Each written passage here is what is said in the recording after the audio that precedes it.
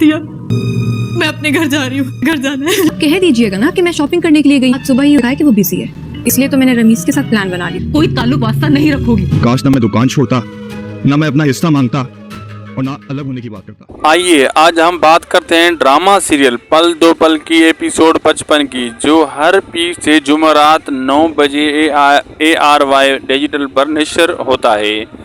Episode میں دکھایا گیا ہے کہ سب کچھ ایک پلاننگ کے تحت ہو رہا ہے, اور نہ ہمیں اور نہ ہی ردا آپے کو اس کا علم ہے.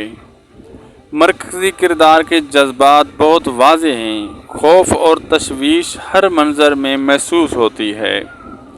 جب بہنیں دلی چھوڑ کر جاتی ہیں تو پیچھے رہنے والے کوئی قدم نہیں اٹھا پاتے, خاص طور پر وہ لمحہ جب پرندہ پنجرے میں پھڑ پھڑا رہا ہے, واقعی بہت دل دہلا دینے والا ہے.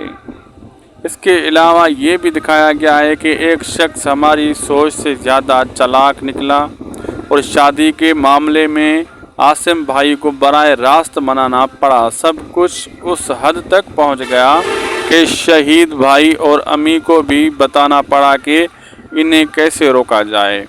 ایپیسوڈ کے آخر میں غصے میں ردا اور سارا کی کہانی میں نیا موڑ آتا ہے, جو دیکھنے والوں کے لیے دلچسپ کلائمیکس چھوڑتا ہے.